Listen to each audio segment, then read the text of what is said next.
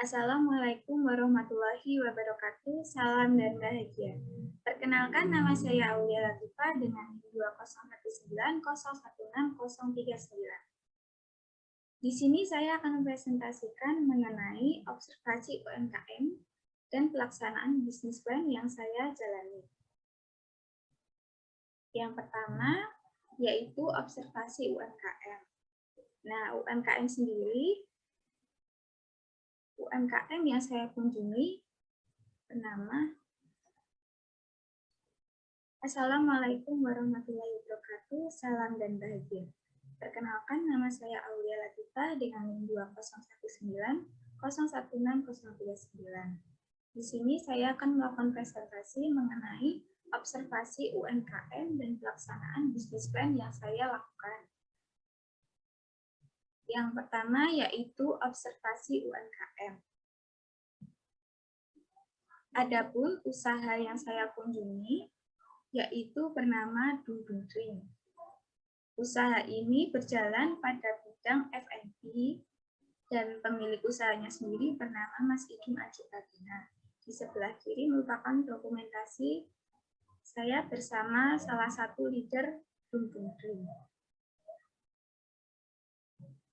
Adapun analisis SWOT Dung Drink, yang pertama strength-nya yaitu rendah resiko, yang kedua harganya yang merakyat, karena harganya mulai dari 5.000-an saja, sangat menjangkau masyarakat dari berbagai kalangan.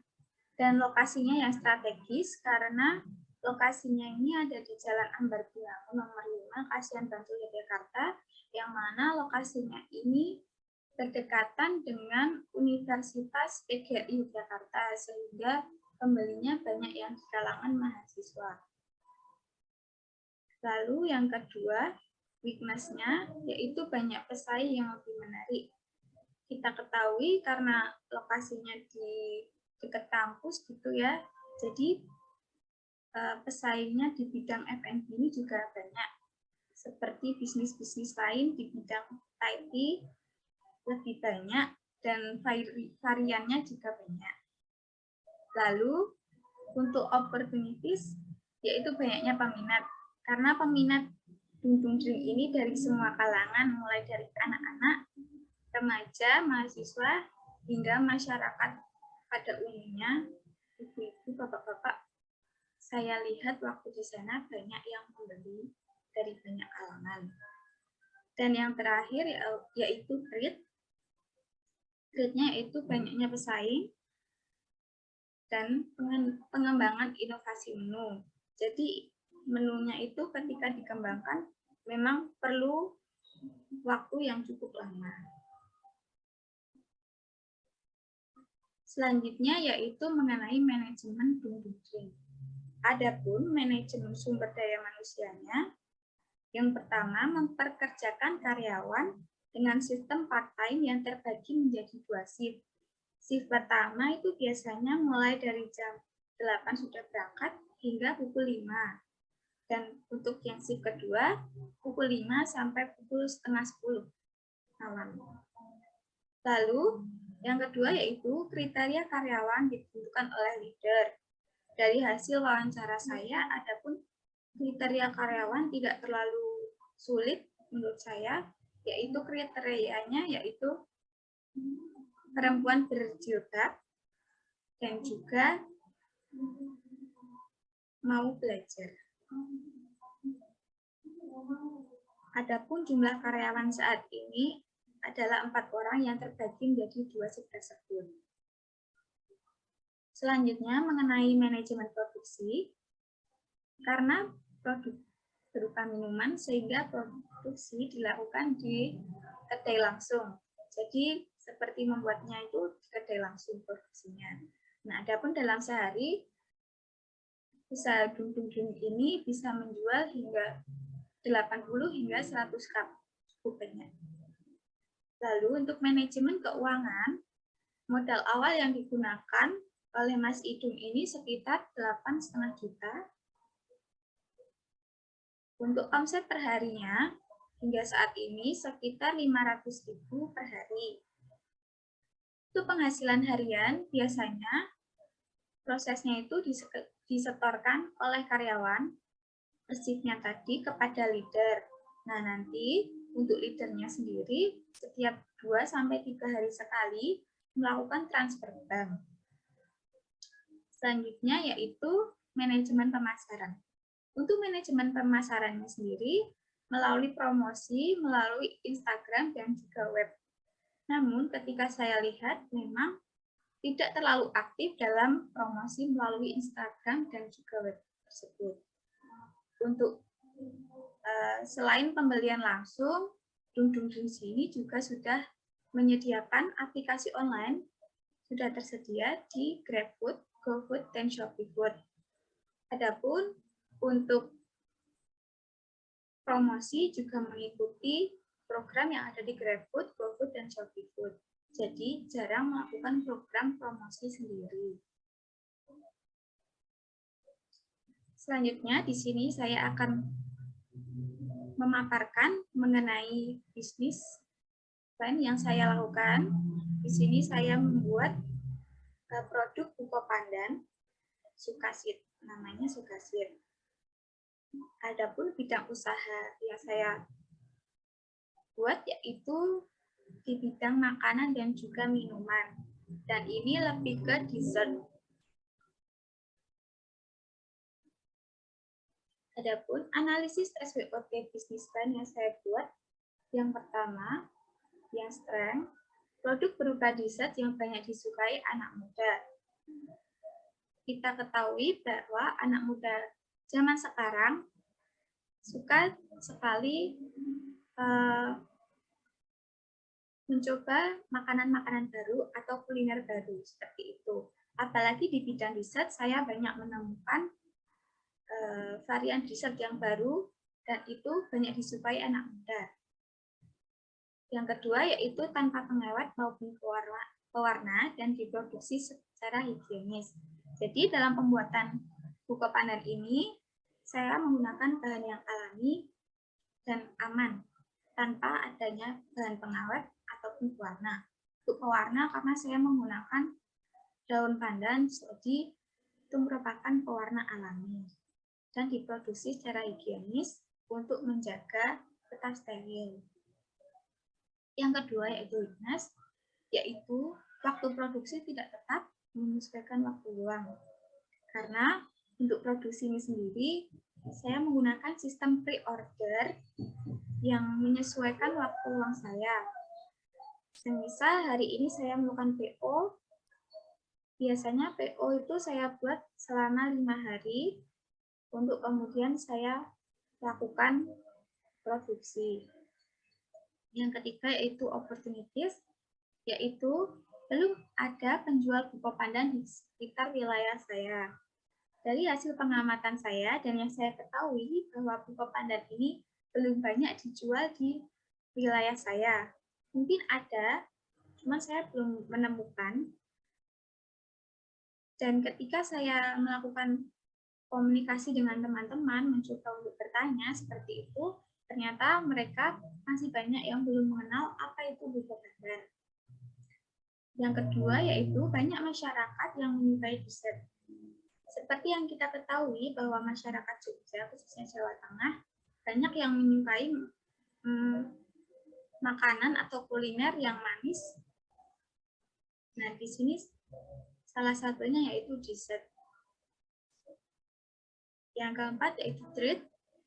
Treatnya yaitu harga bahan baku yang berubah-ubah.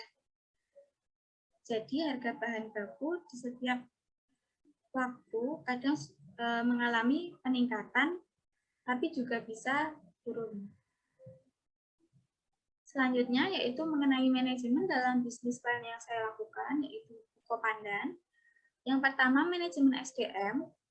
Nah, bisnis ini dijalankan saya sendiri, mulai dari perencanaan, produksi, serta pemasarannya. Adapun dalam produksi ini memang saya dibantu oleh ibu saya dalam melakukan produksi ketika saya keteteran seperti itu. Yang selanjutnya mengenai manajemen produksi. Produksi dilakukan sendiri menyesuaikan dengan sistem pre-order yang sudah dijalankan. Seperti yang sudah saya jelaskan tadi, bahwa PO yang saya lakukan biasanya saya buat dalam jangka waktu 5 hari, baru saya lakukan produksi. Selanjutnya yaitu manajemen keuangan. Adapun modal usaha, Buko Pandan ini berasal dari dana saya pribadi sebesar 100.000 untuk produksi awal. Selanjutnya, manajemen pemasaran. Pemasaran saya dilakukan langsung dari teman ke teman awalnya. Jadi melalui pembicaraan langsung dari teman ke teman. Selanjutnya, untuk lebih jauh melalui media online seperti Instagram, WhatsApp, dan Facebook. Untuk WhatsApp, biasanya saya promosikan pada grup-grup yang ada di WhatsApp. Untuk Instagram, biasanya saya melalui tagar yang viral atau yang sesuai dengan produk saya. Dan Facebook juga melalui tagar yang sesuai dan melalui grup-grup yang ada di Facebook. Untuk media pemasarannya, saya menggunakan poster pre-order yang desainnya seperti yang ada di sebelah kiri. Lalu untuk stiker kemasan, saya menggunakan yang stiker kanan. Adapun poster dan stiker ini saya buat sendiri menggunakan aplikasi Canva. Nah, untuk selanjutnya saya akan menjelaskan mengenai produksi. Produksi pertama yang saya lakukan dengan modal 100.000 untuk pengeluarannya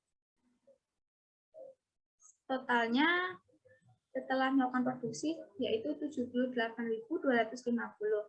Nah, setelah dilakukan pengemasan menghasilkan 9 cup Buko Pandan kemasan 300 ml. Adapun kemasan yang saya gunakan yaitu menggunakan cup yang biasa digunakan dalam penjualan dessert atau salad buah seperti itu. Adapun pendapatan yang saya dapatkan sebesar 90.000 dan ketika dikurangi dengan pengeluaran maka menghasilkan keuntungan sebesar 11.750. Nah, untuk produksi pertama ini saya menjual dengan harga 10.000 per cupnya. Untuk produksi kedua, pengeluaran sebesar 60.000, pendapatannya 70.000 dan keuntungan 9.142. Nah, hingga produksi kedua ini saya mendapatkan banyak saran dari teman dan juga konsumen bahwasannya harga segitu terlalu murah seperti itu. Jadi untuk produksi ketiga hingga seterusnya saya menaikkan harga sebesar 2.000, jadi harga jual dekatnya itu 12.000 untuk produksi yang ketiga dan seterusnya.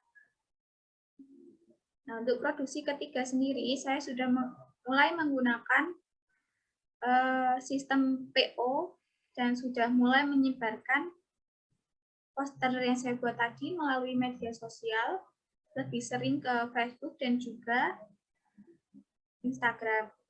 Produksi ketiga ini saya mendapatkan pesanan sebanyak 13 cup. Namun ketika saya produksi itu menghasilkan 14 cup, sehingga sisa 1 cup itu untuk saya konsumsi sendiri. Adapun pada produksi ketiga ini saya mendapatkan keuntungan sebesar 41.000.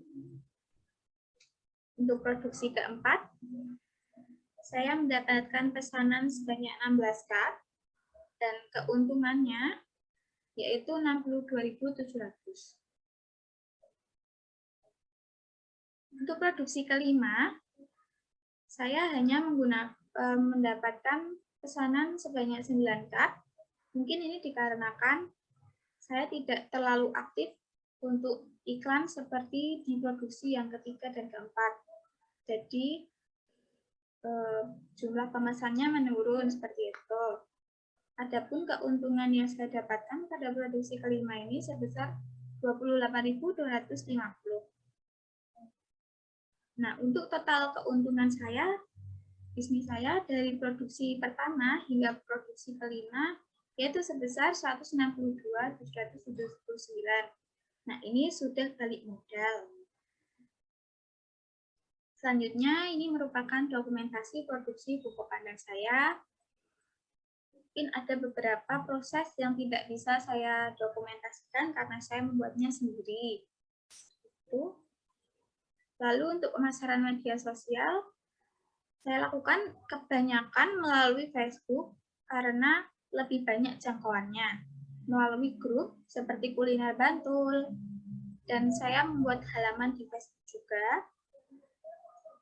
Lalu melalui grup yang ada di WhatsApp, dan juga melalui Instagram dengan tagar seperti Jogja Kuliner atau wisata Jogja seperti itu, biar banyak yang melihat. Untuk testimoninya, ini sebagian dari teman-teman saya, dan banyak testimoni juga yang belum saya masukkan. Cukup sekian presentasi yang saya lakukan. Bila ada salahnya, saya mohon maaf. Wabillahi taufiq wal hidayah. Wassalamualaikum warahmatullahi wabarakatuh. Salam dan baik.